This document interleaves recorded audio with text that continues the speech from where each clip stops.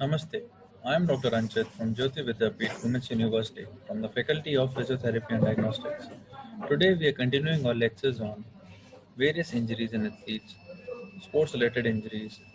The injury we are going to pick today is biceps tendonitis, or can be also called as biceps tendinopathy. Proximal biceps tendinopathy is the inflammation of the tendon around the long head of the biceps muscle. Acute biceps tendinopathy may occur because of a certain overuse, especially among athletic patients aged over 35 and any patient aged over 65. Shoulder pain patients' bicep tendinopathy can also be one of the numerous etiologies and frequently accompanied by other pathologies of the shoulder. Clinical presentation. Patients will typically report an insidious onset of discomfort around the region involving the tendon. Patients with biceps tendinopathy often complains of a deep throbbing pain in the anterior shoulder that intensifies with lifting. The pain is usually located to the bicipital groove and might radiate towards the insertion of the deltoid muscle. This makes it difficult to distinguish the pain that is secondary to impingement or tendinopathy of the rotator cuff, a cervical spine pathology. Pain from biceps tendinopathy usually worsens at night, especially if the patient sleeps on the affected shoulder. Pain may be aggravated by overhead reaching, pulling, lifting, and repetitive activities. Active elbow flexion may also provoke pain. However, weakness associated with elbow flexion may not be a reliable measure for assessing the presence of biceps tendinopathy, as the motion involves contraction of the short head of biceps brachii and the brachioradialis muscle. In cases associated with biceps instability, the patients may complain of anterior shoulder clicking or popping sensation that may or may not be associated with throwing motions. Diagnostic procedures. The subjective assessment. Due to the lack of specificity in differentiating between biceps tendon pathology, subacromial impingement syndromes, and rotator cuff pathology, it is important to take an extensive history upon evaluation and not take the test solely to make diagnosis. Objective assessment. Palpation. Pain with palpation over the bicipital groove, that is 10 degree of internal rotation, is a common physical finding for patients with bicipital tendinopathy. Range of motions. Testing the cervical, shoulder, and elbow range of motions should be completed as well. Strength testing. Strength testing of shoulder, elbow, wrist should be completed to ensure the significant weakness of other structures. There may be associated rotator cuff weakening due to high prevalence of shoulder injuries accompanying biceps tendinopathy. Some tests such as Neil's test, Hawkins test, and speed test can also be done. Imaging such as arthrography, MRI, radiology, radiography, or ultrasonography may be done. Management, conservative management. The initial treatment should consist of pain management using NSAIDs. If this is unsuccessful, the use of steroid injection may be helpful in managing pain. Or for more persistent presentations, corticosteroid injections along the tendon sheath may be indicated. In low functioning or medically complicated patients, conservative management should always pursue initially. In case the surgical management fails, in case the conservative management fails, surgical management is recommended. Physical therapy management. Physical therapy has been commonly used to treat the tendinopathies, initially focusing on unloading, following with reloading an affected tendon. This may start with isometric training if the pain is the primary issue, progressing into eccentric training and eventually concentric loading with other forms of tendon sheath. Stretching and strengthening programs are common component of most therapy programs. Therapists also use other modalities including ultrasound, iontophoresis, deep transverse friction massage, level laser therapy, hydrothermia. However, evidence for these modalities have been not so good. The physical therapy must contribute both the patient's subjective response to injury and the physiological mechanism of tissue healing. Both are essential in relation to patient's return to optimal performance. Exercise therapy should include the following aims: restoring a pain-free range of motion, proper scapulothoracic rhythm, painful activities such as abduction and overhead activities, and strengthening program consisting of heavy, slow loading should be emphasis on the scapular stabilizers, rotator cuffs, and biceps tendon. This was a brief about biceps tendinopathy. I hope the session is clear to you. In case of any doubt, put in a comment. Thank you. Namaste. I am Dr. Anchit from Jyoti Vidyapeeth, Women's University, from the Faculty of Physiotherapy and Diagnostics. Today we are continuing our lectures on various injuries in athletes, sports-related injuries. The injury we are going to pick today is biceps tendonitis, or can be also called as biceps tendinopathy. Proximal biceps tendinopathy is the inflammation of the tendon around the long head of the biceps muscle. Acute biceps tendinopathy may occur because of a sudden overuse, especially among athletic patients aged over 35 and any patient aged over 65. Shoulder pain patients' bicep tendinopathy can also be one of the numerous etiologies and frequently accompanied by other pathologies of the shoulder. Clinical presentation. Patients will typically report an insidious onset of discomfort around the region involving the tendon. Patients with biceps tendinopathy often complain of a deep throbbing pain in the anterior shoulder that intensifies with lifting. The pain is usually located to the bicipital groove and might radiate towards the insertion of the deltoid muscle. This makes it difficult to distinguish the pain that is secondary to impingement or tendinopathy of the rotator cuff, a cervical spine pathology.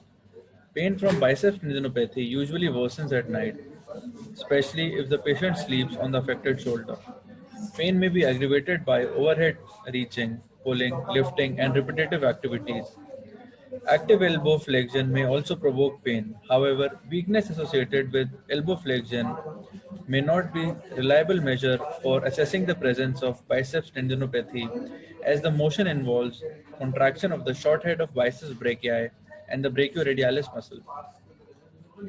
In cases associated with biceps instability, the patients may complain of anterior shoulder clicking or popping sensation that may or may not be associated with throwing motions. Diagnostic procedures. The subjective assessment. Due to the lack of specificity in differentiating between biceps tendon pathology, subacromial impingement syndromes, and rotator cuff pathology, it is important to take an extensive history upon evaluation and not take the test solely to make diagnosis. Objective assessment. Palpation. Pain with palpation over the bicipital groove, that is 10 degree of internal rotation, is a common physical finding for patients with bicipital tendinopathy. Range of motions. Testing the cervical, shoulder, and elbow range of motions should be completed as well. Strength testing. Strength testing of shoulder, elbow, wrist should be completed to ensure the significant weakness of other structures. There may be associated rotator cuff weakening due to high prevalence of shoulder injuries accompanying biceps tendinopathy. Some tests such as Neil's test, Hawkins test, and speed test can also be done. Imaging such as arthrography, MRI, radiology, radiography, or ultrasonography may be done. Management, conservative management. The initial treatment should consist of pain management using NSAIDs. If this is unsuccessful, the use of steroid injection may be helpful in managing pain. Or for more persistent presentations, corticosteroid injections along the tendon sheath may be indicated. In low functioning or medically complicated patients, conservative management should always pursue initially. In case the surgical management fails, in case the conservative management fails, surgical management is recommended. Physical therapy management. Physical therapy has been commonly used to treat the tendinopathies, initially focusing on unloading, following with reloading an affected tendon.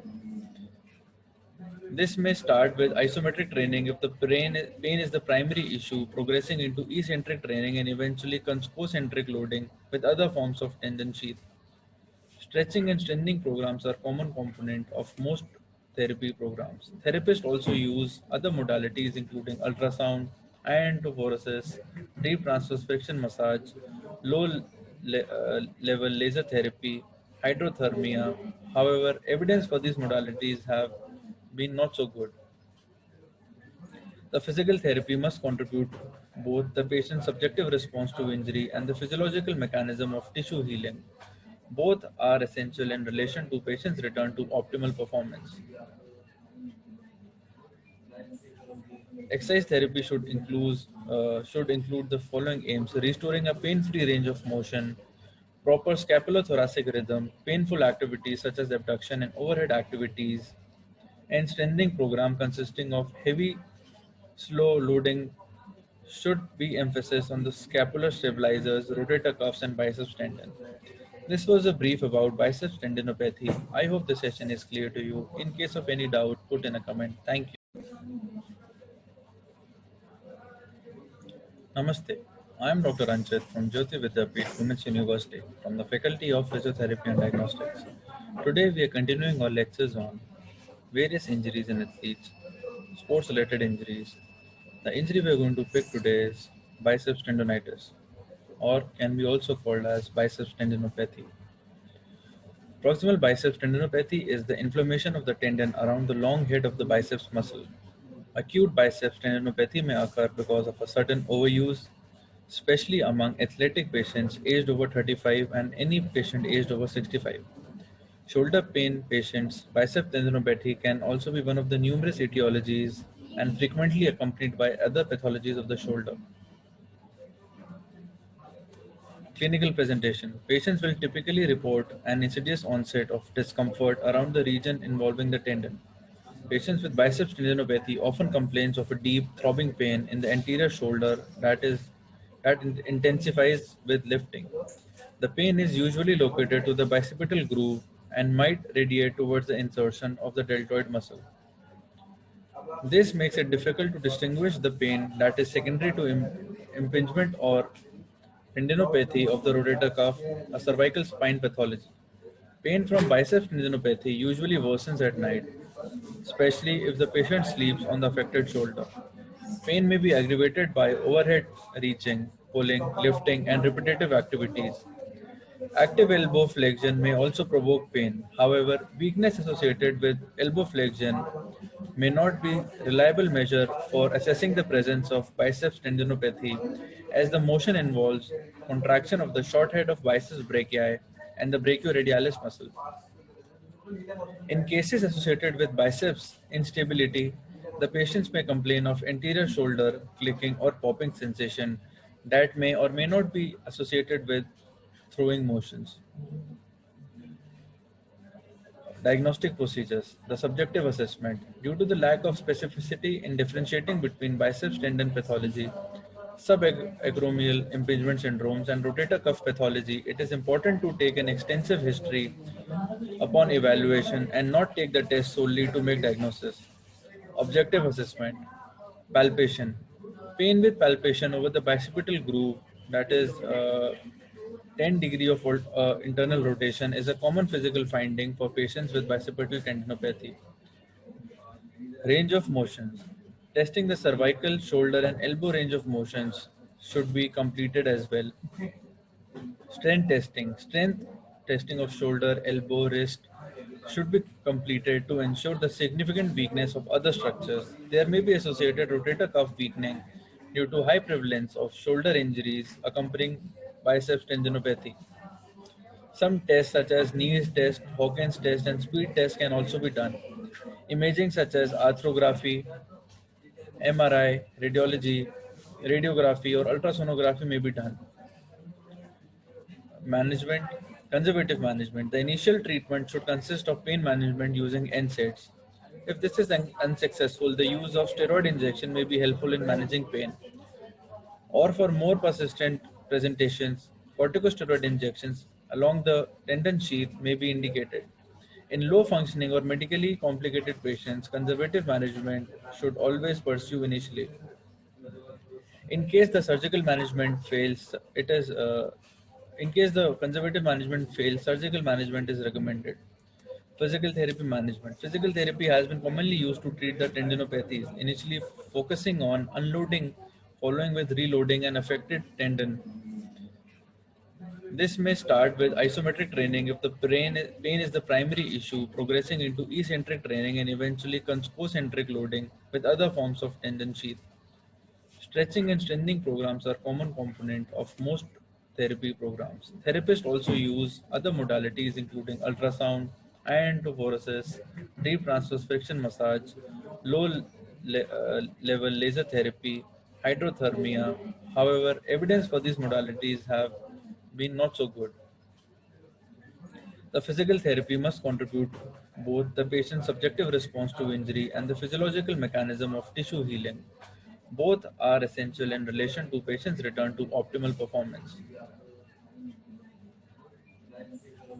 Exercise therapy should include the following aims: restoring a pain-free range of motion, proper scapulothoracic rhythm, painful activities such as abduction and overhead activities, and strengthening program consisting of heavy, slow loading should be emphasis on the scapular stabilizers, rotator cuffs, and biceps tendon. This was a brief about biceps tendinopathy. I hope the session is clear to you. In case of any doubt, put in a comment. Thank you.